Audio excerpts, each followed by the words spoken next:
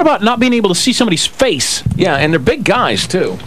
Wow, we've got a couple stormtroopers out there. We got a couple of stormtroopers in studio with their weapons and Darth Vader, and a couple of stormtroopers standing outside the window. We're surrounded. So, first from the stormtroopers, is your recruitment down, or your totals down like the rest of the military? No, doing good, eh? A-okay. All right, fabulous. Matthew, as I said, the voice of General Grievous, and he did a lot more on the movie than that. But before we get into that, General Grievous, what's the story with the hacking cough? Well, he sounded like he was just getting over a real bad cough. Yeah. He was almost healthy. Almost healthy. Well, you know, if you've watched the expanded universe, there's a section in the Clone Wars cartoon show where Mace Windu actually crushes the inside of the chest cavity of Grievous. Oh, I see. Causes this ailment. Are you doing the voice right now? I haven't seen the movie. No, I'm not. You're not? No.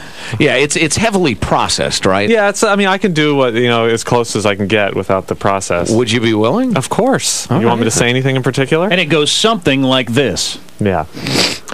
Crush them, make them suffer. Yep, that's it. Yeah. And that's him, all right. And then how do you end up with a job like that, a cool job like that in a major motion picture? Well, let's see. I ended up working with Lucasfilm when I was 17 years old, testing video games for them. Oh, really? Then doesn't it make sense? God, You know?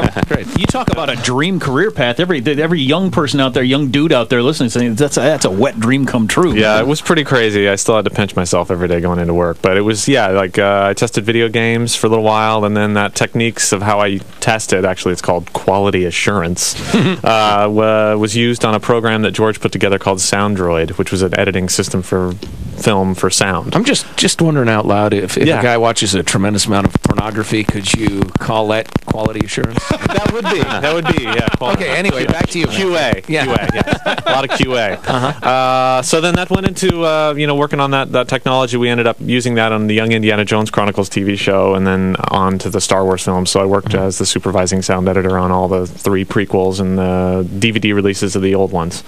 And yeah. One thing that really struck me, I was reading a little bit about what you do, is how you collect sounds. Which is fascinating, because the sound in the movie is absolutely wonderful. Oh, thank you very much. It's neat. What do you do? How do you do that? Well, you just go out in the field and you bring a microphone and a rig and you go out and you record anything that's interesting. I mean, basically, the Star Wars films, it's all about vehicles and animals. So we go out and record as many vehicular pass-bys, be it boats, planes, motorcycles, what have you, and then as many different animal sounds and voices and that kind of thing to use for creatures, because it's all about the aliens and the vehicles in the Star Wars films.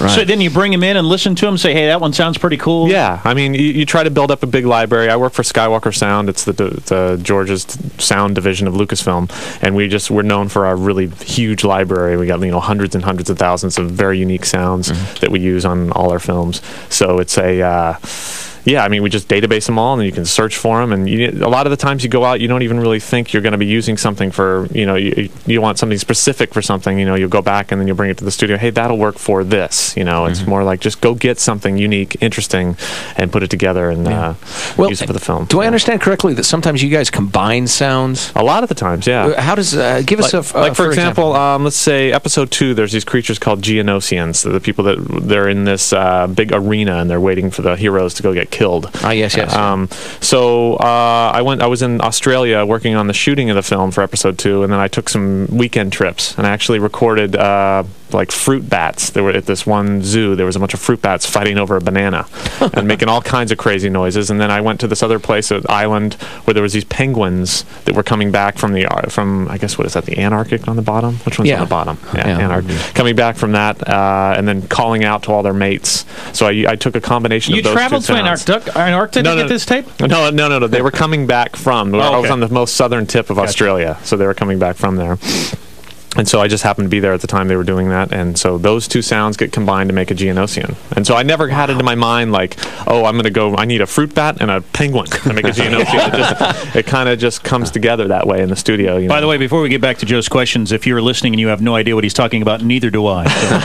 Matthew Wood is the voice of General Grievous and one of the top sound guys there at Skywalker Sound. Hey, does there exist anywhere a list of that sort of thing that you've just described? Because I could go through the movie scene by scene and just be fascinated. There isn't. That's one thing. Sound. The books that get made for the films are a lot. They focus on the visual effects because it's easy. You got a book, you can look at the stuff. Yeah. But sound is 50% of the experience, as George likes to say. So, but how he just says that in your department. He walks out of there and says, "What a bunch of geeks." Yeah, exactly. Yeah, sound 50%. Yeah, no.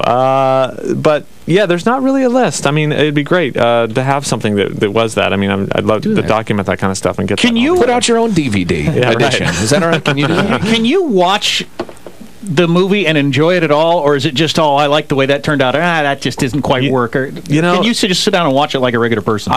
For episode 3, I'm a Star Wars fan as well. I loved the films growing up, so it's just been an absolute dream to work on them. But I see the film over 150, 200 times by the time we're done. And the first time I was able to sit down and watch it was our company screening, when it was like, okay, there's nothing we can do at this point. It's been printed, it's finished, and I actually could sit down and watch it and relax that part of me that wants to change everything. And actually, it did affect me emotionally. I think the film has a lot of emotional impact for a Star Wars film. It really, I teared up even, and that's after 150 times. So, it still can impact me. We're talking to the guy who's the voice of General Grievous in the new Star Wars movie, Matthew Wood.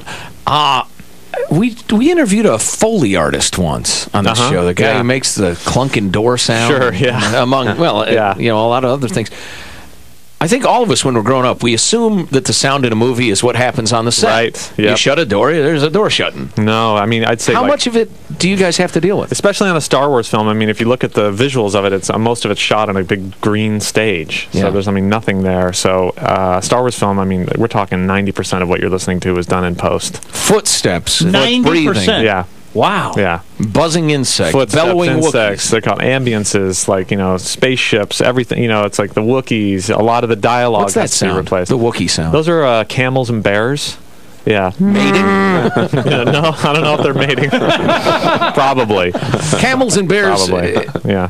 Camels and bears. At once? Did you teach a bear to do a camel? They're mixed together. Mixed, okay. Yeah, the gentleman who did those on the original trilogy, Ben Burt, who actually was the picture editor on episode 3, won all those. He won a bunch of Oscars in the 80s and sort of developed for mixing camels and bear sounds together. Yeah, camels and bears. You get an Oscar. I tell you what, if a camel tried to mate with a bear, that's about the sound it would make. Yeah, hey, we've got to take a break. We're going to come back. You're making an appearance today, and we'll tell you where and all that stuff coming up in a little bit, all right? So if you're a Star Wars fan, stay tuned for that information. Yeah.